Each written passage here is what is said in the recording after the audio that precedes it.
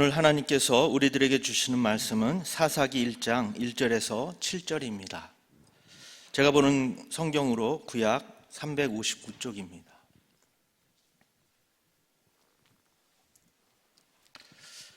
우리 찾으셨으면 한 절씩 교독하고 마지막 절은 합독하도록 하겠습니다. 여호수아가 죽은 후에 이스라엘 자손이 여호와께 여쭈어 이르되 우리 가운데 누가 먼저 올라가서 가나안 족속과 싸우리이까? 여호와께서 이르시되 유다가 올라갈지니라. 보라, 내가 이 땅을 그의 손에 넘겨주었노라 하시니라. 유다가 그의 형제 시므온에게 이르되 내가 제비 뽑아 얻은 땅에 나와 함께 올라가서 가나안 족속과 싸우자. 그리하면 나도 내가 제비 뽑아 얻은 땅에 함께 가리라 하니 이에 시므온이 그와 함께 가니라.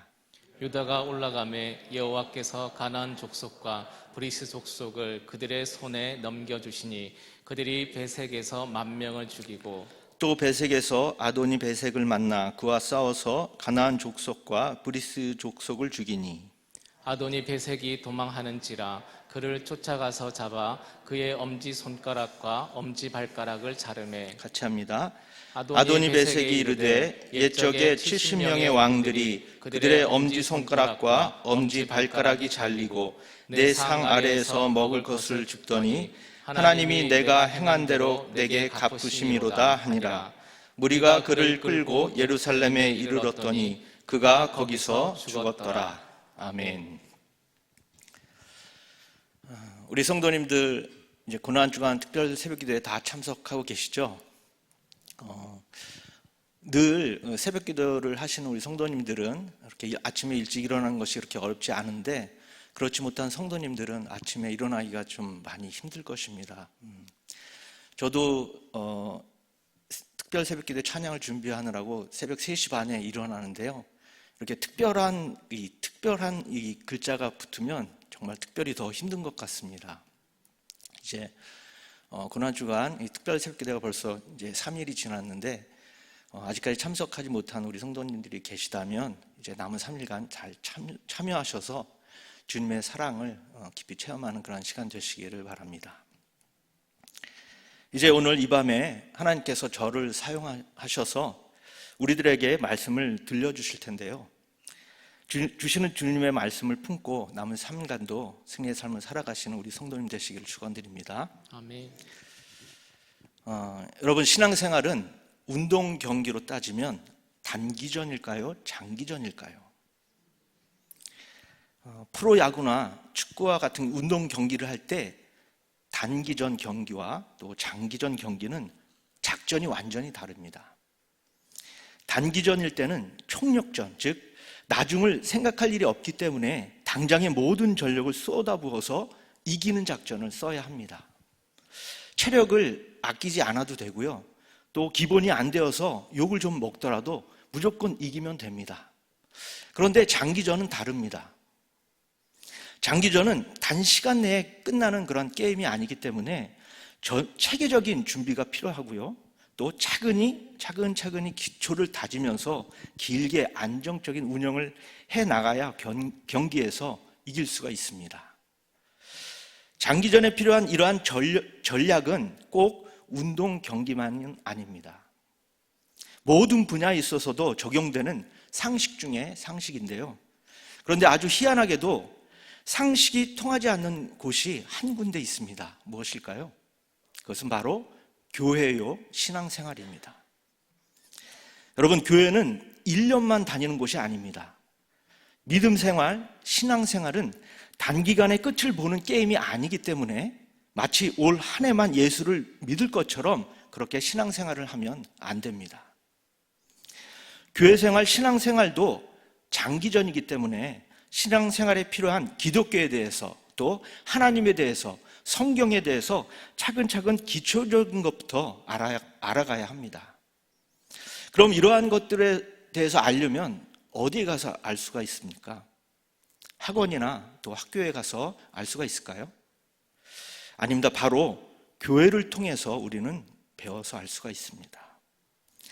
세상에서는 이 하나님에 대해서 성경에 대해서 세상적인 기준으로 보기 때문에 교회에서 가르치는 것과는 좀 차이가 있습니다. 세상과 교회의 가장 본질적인 차이점은 하나님을 아느냐, 모르느냐입니다. 그럼 하나님을 어떻게 알 수 있을까요?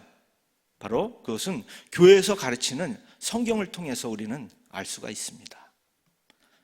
성경에는 하나님에 대해서, 우리를 향하신 하나님의 뜻에 대해서 잘 기록되어 있기 때문에 성경을 우리는 잘 배워야 합니다. 여러분, 성경을 모르면 하나님에 대해서도 모르고요, 하나님의 뜻도 모르고 순종이나 바른 믿음, 바른 신앙생활을 할 수가 없습니다. 그렇습니다. 교회는 성경을 가르치며 하나님을 알게 하는 곳입니다. 따라서 교회에서 열심을 가지고 하는 일들이 성경보다 우선되어서는 안 됩니다. 교회에 처음 오는 사람들은 성경에 대해서 많이 모르기 때문에 교회 오기를 꺼려하는 경우가 있습니다. 난 성경에 대해서 전혀 모르기 때문에 교회 다니기가 부끄러워, 이렇게 말하는 사람이 있다면 그것은 부끄러운 것이 아닙니다. 처음이기 때문에 부끄러워할 필요가 없다는 말입니다. 따라서 처음일수록 성경에 대해서 먼저 우리는 배워야 합니다. 초등학교를 입학하는 이 새내기 아기들의 경우를 생각해 보도록 하겠습니다. 유치원을 졸업하는 아이들이 이제 매년 초가 되어서 초등학교에 입학하게 됩니다. 학교에 처음으로 가기 때문에 낯설고 아무것도 모릅니다. 한글도 잘 모르고요, 역사도 잘 모르고 수학도 잘 모릅니다. 그러나 모든 것이 낯설고 모른다고 해서 학교 가기를 두려워하거나 꺼려해서는 안 됩니다. 오히려 모르기 때문에 더 학교에 가야 합니다. 학교에 가서 초등학생의 이 교육을 차근차근 배워 알아가야 합니다. 학생이 학교를 다니는데 교과서를 한 번도 읽지 않고 또 수업의 내용을 전혀 알지 못하고 그냥 학교만 왔다 갔다 한다면 그것은 학교 생활을 잘한다고 할 수는 없습니다. 마찬가지로 성경에 대해서 배우지 않은 채 교회를 잘 다니면서 이런저런 봉사의 일을 한다면 이것도 신앙생활을 잘 한다고 할 수는 없습니다. 여러분, 신앙생활은 하나님과 영원토록 함께 하는 것이기 때문에 차근차근히 알아야 할 것은 알아가고 다져야 할 것은 다져가면서 해야 신앙생활을 잘한다고 말할 수 있습니다. 신앙생활의 기초는 성경을 읽고 그 한 구절 한 구절 깊이 숨어있는 말씀의 의미를 배우며 그 말씀 속에 하나님의 뜻을 발견해 나가는 것입니다. 이제 이러한 기초적인 배경을 염두에 두면서 오늘 우리들에게 주신 말씀을 구체적으로 살펴보도록 하겠습니다. 먼저 본문 중에 이제 4절부터 나오는 이 배색이라는 단어에 대해서 먼저 살펴볼 텐데요. 이 배색이라는 단어는 오늘 본문에서는 두 가지 의미로 쓰이고 있습니다. 성경을 읽다 보면 종종 이 같은 명칭이 다른 의미로 사용되는 경우를 우리는 볼 수가 있는데요. 예를 들어서 오늘 본문 4절에 보면은 유다가 나옵니다. 이 유다라는 이름은 성경에 보면 참 많이 나오기 때문에 잘 분별해야 합니다. 여러분, 유다가 누구일까요? 여러분도 잘 아시다시피 유다는 야곱의 이 12아들 중에서 넷째 아들이 바로 유다입니다. 이때 유다는 한 개인으로서 유다를 말합니다. 그리고 한 개인이 아니라 한 족속을 말할 때도 유다라고 말을 하기도 하는데 4절에 나오는 이 유다가 바로 유다 후손들인 이 유다 족속을 의미하는 말입니다. 또 나중에 이스라엘이 이제 분열하게 되는데 북쪽 왕국과 남쪽 왕국으로 이렇게 나누어지는데 이때 남쪽 왕국의 이 이름도 유다라고 부릅니다. 그리고 북쪽 왕국이 멸망한 후에는 이스라엘을 총칭하는 이름으로 또 유다가 사용이 됩니다. 구약에서뿐만 아니라 신약에서도 이 유다라는 이름이 여러 차례 이렇게 언급되고 있는데 예수님의 제자 중에 유다가 2명이 있습니다. 한 유다는 예수님을 판 가롯 유다를 말하고요. 또 다른 유다는 유다서를 기록한 야고보의 형제 유다를 말합니다. 이처럼 성경에는 사람은 다르지만 같은 이름으로 부르는 경우가 많이 있습니다. 여러분, 사람은 다른데 왜 같은 이름으로 부르는 걸까요? 그 이유는 이스라엘 사람의 이 이름에는 성은 없고 이름만 있기 때문입니다. 그럼 똑같은 이름인데 어떻게 구별할까요? 그 방법은 성 대신에 지역의 이름을 넣거나 또 아버지나 형제 이름을 넣어서 구별할 수가 있습니다. 예를 들어서 이스라엘은 예수라는 이름을 가진 사람이 참 많이 있다고 합니다. 그래서 어떤 공공장소에서 예수야라고 부르면 자기를 부르는 줄 알고 뒤를 보는 사람들이 그렇게 많다고 합니다. 그럼 우리를 죄에서 구원하신 예수님은 이 예수라는 이름을 가진 많은 사람들 중에서 어떻게 구별할 수 있을까요? 그것은 예수라는 이름 앞에 붙는 명칭으로 구별할 수가 있습니다. 예수님은 나사렛에서 온 예수라고 해서 나사렛 예수라고 이렇게 지역 이름을 넣어서 구분할 수가 있는 것입니다. 성경을 처음 읽는 분들에게는 다소 이렇게 혼동이 될 수도 있지만 여러 번 읽게 되면 자연스럽게 구분이 되고 또 분별이 가능해집니다. 이제 다시 오늘 말씀에 나온 이 배색이라는 명칭에 대해서 알아보겠는데요. 이 배색이라는 단어도 이 앞에서 말했던 유다나 예수라는 이름처럼 두 가지 의미로 사용되고 있습니다. 5절 처음에 나오는 배색은 지역을 말하는 그런 명칭이고 그 뒤에 나오는 아도니 배색은 이 아도니와 배색이 합쳐진 말로서 아도니란 이 배색의 지역의 대표자, 책임자를 말합니다. 이 아도니란 단어의 쓰임새를 좀 더 알아보면 아주 다양하게 쓰입니다. 여러분, 예를 들어서 집안에서의 아도니는 누굴까요? 집안에서의 아도니는 바로 가장인 아빠나 엄마를 말합니다. 그럼 학교에서의 아도니는 누굴까요? 학교에서는 바로 선생님을 말합니다. 이처럼 회사에서의 아도니는 사장, 군대에서 아도니는 대장, 동네에서 아도니는 동장, 시에서는 시장을 말합니다. 따라서 5절에 나온 이 아도니 배색이란 배색 지역의 대표인 족장을 말하는 것입니다. 그리고 계속해서 6절에 보면은 전쟁에서 도망가는 이 배색의 족장을 유다 지파가 쫓아가서 항복을 받았고 또 엄지손가락과 엄지발가락을 잘라서 승리의 표식을 남겨두었다고 이렇게 말을 하고 있습니다. 고대 근동의 이 전투에서는 이렇게 엄지손가락과 엄지발가락을 잘라서 승리의 표식을 나타내었다고 합니다. 그런데 여러분, 유다 지파가 승리할 수 있었던 것, 전쟁에서 이길 수 있었던 것은 유다가 용맹스럽기 때문이 아닙니다. 또한 전략을 잘 짰다거나 무기가 좋았다거나 군사가 많았다거나 그래서 이긴 것이 아닙니다. 유다가 이길 수 있었던 이유는 오직 한 가지, 여호와 하나님께서 넘겨주셨기 때문입니다. 우리는 이 사실을 놓쳐서는 안 됩니다. 다시 한번 성경으로 가보겠습니다. 1절에 보면 이스라엘 백성들이 여호와께 누가 올라가리까라고 물었습니다. 그리고 2절에서는 하나님께서는 유다가 올라갈지니라 라고 대답하셨습니다. 그래서 유다가 올라갔고 또 여호와께서는 저들을 유다의 손에 넘겨주신다고 약속하신 대로 넘겨주셨습니다. 그 결과 4절에서 유다가 배색에서 10,000명을 무찌를 수 있었고 승리할 수 있었던 것입니다. 여러분, 이것이 다 하나님께서 하신 줄 믿습니다. 아멘. 계속해서 배색에 대한 설명으로 이제 다시 가보도록 하겠습니다. 7절에도 보면 아도니 배색이 나옵니다. 이 사람은 가나안 사람인데요. 가나안에 거주하면서 이 가나안의 종교관과 가나안의 세계관에 젖어 살던 사람입니다. 이 아도니 배색이 전쟁에서 패한 후 7절 중간부에 보면은 이렇게 나옵니다. 하나님이 내가 행한 대로 내게 갚으심이로다. 이렇게 신세 한탄을 하는 말을 합니다. 여러분, 하나님을 모르는 이방 족속인 이 아도니 배색이 어떻게 하나님의 이름을 말했을까요? 여기서 그가 말한 하나님이란 우리가 믿는 하나님을 말하는 것은 아닙니다. 히브리 원어로 보면 하나님이란 엘로힘이라는 단어를 쓰는데 성경에는 이 엘로힘이라는 단어가 많이 나옵니다. 가장 기본적인 의미로는 신이라는 의미를 가지고 있는데요. 고대 근동 지역에서는 이 기본적인 의미로 신을 말할 때 이 엘로힘이라는 단어를 많이 사용했음을 우리는 문헌을 통해서 알 수가 있습니다. 그런데 이 엘로힘이라는 단어를 누가 쓰느냐에 따라서 글자는 같지만 쓰여진 의미는 180도 달라집니다.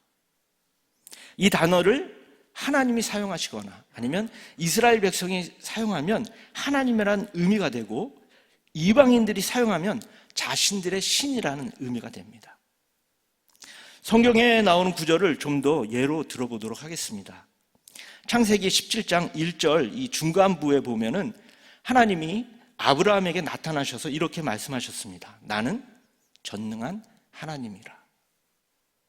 여기서 하나님이라고 번역된 단어도 히브리어 엘로힘입니다.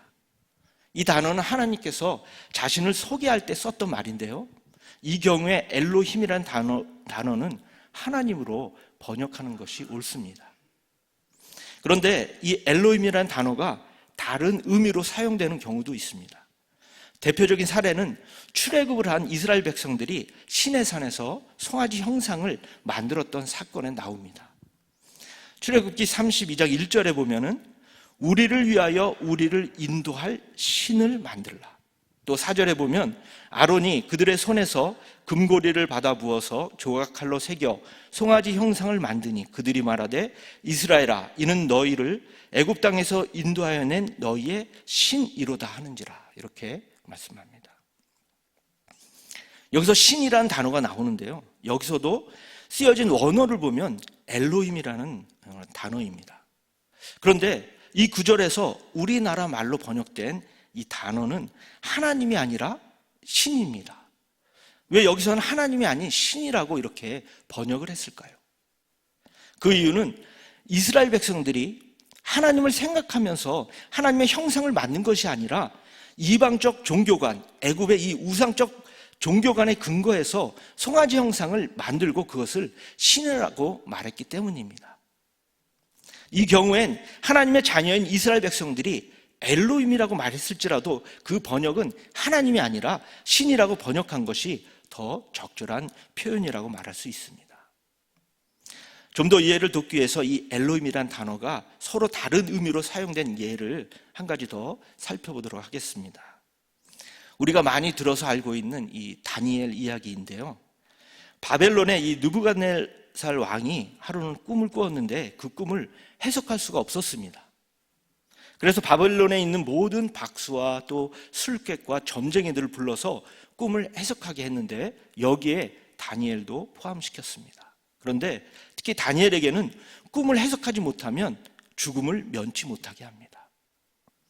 그러나 하나님께서 다니엘에게 꿈의 해석을 알게 하셔서 이 위기를 넘게 하십니다. 그 장면이 다니엘 2장에 잘 나타나 있는데요, 먼저 2장 18절에 보면 하늘에 계신 하나님이 이 은밀한 일에 대하여 불쌍히 여기사라고 말씀합니다. 그리고 20절에도 보면 다니엘이 말하여 이르되 영원부터 영원까지 하나님의 이름을 찬송할 것은 지혜와 능력이 그에게 있음이로다라고 말씀합니다. 또 28절에도 오직 은밀한 것을 나타내실 이는 하늘에 계신 하나님이시라. 이 말씀들에서 하나님이라고 번역된 단어도 모두 엘로힘이라는 단어입니다. 하나님의 자녀인 이 다니엘이 말하는 것이기 때문에 엘로힘을 하나님으로 번역한 것이 옳은 번역입니다. 꿈 해석을 들은 이제 느부갓네살 왕은 기분이 좋아져서 하인들을 시켜서 다니엘에게 예물과 향품을 주게 합니다. 그때 느부갓네살 왕이 하는 말이 다니엘 2장 47절에 보면 이렇게 말을 합니다. 왕이 대답하여 다니엘에게 이르되 너희 하나님은 참으로 모든 신들의 신이시요 모든 왕의 주제시로다. 내가 능히 이 은밀한 것을 나타내었으니 내 하나님은 또 은밀한 것을 나타내시는 이시로다. 이 구절을 원어로 보면 이 엘로힘이란 단어가 쓰인 낱말은 하나님과 또 모든 신들 그리고 신 이렇게 세 가지입니다. 그런데 똑같은 이 엘로힘이란 이런 똑같은 단어를 하나는 하나님으로 번역을 했고요, 또 하나는 복수형으로 신들, 그리고 또 하나는 단수형으로 신이라고 이렇게 세 가지 모두 다르게 번역을 했습니다. 여러분, 느부갓네살 왕이 말한 이 하나님이란 말은 이스라엘의 하나님, 여호와 하나님을 의미하는 것은 결코 아닙니다. 왜냐하면 느부갓네살은 이 바벨론의 왕으로서 바벨론이 섬기는 이 이방 종교의 신탁자이기 때문에 그런 통치자가 하나님을 높이고 찬양하는 것은 말이 안 되기 때문입니다. 따라서 느부갓네살 왕이 말한 이 엘로힘이란 하나님을 의미하는 것이 아니고 일반적으로 얘기하는 자신들의 신을 의미하는 것입니다. 오늘 본문 7절 말씀에서 이방 족속인 이 아도니베섹이 말한 하나님이라고 번역된 이 엘로힘도 하나님이 아닌 신으로 번역해서 읽어보면 이렇게 됩니다. 제가 읽어보도록 하겠습니다. 옛적에 70명의 왕들이 그들의 엄지손가락과 엄지발가락이 잘리고 내 상 아래에서 먹을 것을 줍더니 신이 내가 행한 대로 내게 갚으심이로다. 이 구절은 아도니베섹이 전쟁에서 패한 후에 자신의 신세를 한탄하며 했던 말이라고 말씀드렸습니다. 중요한 사실은 이 사람이 하나님의 백성이 아니고 이방인 가나안 사람이라는 사실입니다. 따라서 그가 하는 말 중에 등장하는 이 신은 이스라엘 여호와의 하나님이 아니라 이방의 신, 가나안 사람이 섬기는 우상의 신입니다. 그러므로 그가 말한 신이 내가 행한 대로 내게 갚으심이로다 라는 표현에 나타난 이 신의 개념과 행동은 모두 이방신의 개념이고 가나안 우상의 종교 원리일 뿐 절대로 하나님의 원리가 아닙니다. 여러분, 이 가나안 사람, 이방 종교인이 한 말에 근거해서 우리도 하나님은 행한 대로 갚으시는 분이라고 말하면 안 됩니다. 이방인들, 즉 하나님을 모르는 사람들은 아도니베섹처럼 신은 인간이 행한 대로 갚는다라고 생각을 합니다. 그래서 이방 종교나 이방 신의 개념에는 은혜라는 원리가 존재하지 않는 것입니다. 대신에 은혜라는 개념보다는 그들의 종교엔 언제나 상벌의 개념만 존재합니다. 이방의 종교에서 상벌이 강조된다는 것은 인간의 행동이 강조된다는 의미와 같습니다. 왜냐하면 인간은 행한 대로 받는다고 이렇게 주장하기 때문입니다. 따라서 기독교 외의 이 타종교들은 신의 은혜가 없고 단지 심판자로서의 신만 있을 뿐입니다. 그래서 행한 대로 잘한 사람은 상을 주고 또 못한 사람은 벌을 주는 것입니다. 그런데 기독교는 그것이 아닙니다. 왜냐하면 기독교는 행한 대로 받는 것이 아니라 은혜로 받기 때문입니다. 그런데 성경에 보면 행한 대로란 표현이 나옵니다. 우리 성도님들은 많이 오해하는 구절이 있는데요. 레위기 24장 19절 이하에 보면 이렇게 나옵니다. 그가 행한 대로 그에게 행할 것이니 상처에는 상처로 눈에는 눈으로 이에는 이로 갚을지라 남에게 상해를 입힌 그대로 그에게 행할 것이며 라는 표현입니다. 여러분, 이 말의 의미를 우리는 잘 분별해야 합니다. 이 말씀은 행한 대로 갚으라는 이 보복의 원칙을 정해주는 것이 아닙니다. 사람의 과도한 보복을 막아주는 그러한 원리입니다. 세상 사람들은 상대가 행한 대로 갚는 것이 아니라 언제나 그 이상으로 갚길 원합니다. 돈을 꿨으면 꾼 돈만 갚는 것이 아니라 이자를 더해서 주어야 합니다. 또 차 사고가 나면 사고 난 이 부분만 변상하는 것이 아니라 그 이상의 합의금도 주어야 합니다. 이와 같이 세상의 원칙, 즉 죄인의 원칙을 막기 위해서 제발 그 이상을 하지 말라. 혹시 상대방이 행했으면 그 행한 만큼만 너도 행하라라고 말씀하시는 것입니다. 만약에 행한 대로 갚는 것이 하나님의 원리라면 예수님께서 말씀하신 원수를 사랑하라는 말씀과 서신서에 원수가 줄이거든 먹이고 목마르거든 마시게 하라라는 가르침과 상충되는 것입니다. 더 나아가 인간 대 인간과의 관계가 아니라 하나님과 인간과의 관계에서 살펴보면 하나님은 인간이 행한 대로 갚지 않으십니다. 구약에서 보면 인간은 사탄의 이 유혹으로 인해서 죄를 지어서 죄인이 되었습니다. 죄인 된 사람은 주인이 죄이고 인간은 죄의 종입니다. 따라서 종된 죄인은 주인의 뜻대로 행하는 것이 당연합니다. 그런데 하나님이 죄인에게 너는 왜 죄를 행하느냐라고 물으시면서 행한 대로 갚으신다면 공정하지 않은 것입니다. 그래서 하나님은 죄인에게 행한 대로 갚으시는 것이 아니라 불쌍히 여기고 은혜를 주시고 복을 주시는 것입니다. 왜냐하면 그렇게 은혜를 받아야 죄를 이길 수가 있고 그렇게 복을 받아야 죄에서 떠날 수 있기 때문입니다. 여러분, 세상이 행한 대로를 주장하는 이유는 인간이 죄인이라는 개념을 모르기 때문입니다. 반대로 기독교가 은혜를 주장하는 이유는 인간은 죄인이다라는 개념이 있기 때문입니다. 행한 대로라는 원리를 일반적으로 적용하는 것과 하나님에 대해 적용한 것을 우리는 잘 구별해야 되는데 이에 대해서 좀 더 살펴보도록 하겠습니다. 어떤 사람이 열심히 농사를 지었고 가을에 풍성히 추수를 거두어 들었습니다. 이것은 행한 대로 결과가 있는 것입니다. 또 다른 사람은 열심히 놀았고 가을에 추수할 것이 없어서 못했습니다. 이것은 당연히 행한 대로 결과가 없는 것입니다. 또 공부를 많이 했으니 성적이 잘 나왔다. 또 공부를 안 했으니 성적이 안 나왔다라는 것도 당연히 행한 대로의 결과가 나온 것입니다. 이처럼 일반적인 행한 대로의 원리는 세상의 원리입니다. 물론 기독교도 이러한 일반적인 원리 원칙을 인정합니다. 그런데 이 일반적인 원리 원칙을 하나님의 은혜에 적용해서는 안 됩니다. 콩 심은 데 콩 나고 팥 심은 데 팥 난다는 속담처럼 심은 대로 거둔다는 말은 맞지만 이러한 세상적인 원리를 하나님의 은혜에 적용하면 안 된다는 것입니다. 하나님의 은혜는 심은 대로 거두는 것이 아니기 때문입니다. 여러분, 명심하시기 바랍니다. 심어서 심은 대로 거두는 것은 은혜라고 말하지 않습니다. 심어서 심은 대로 거두는 것은 상급이라고 축복이라고 말하지 않습니다.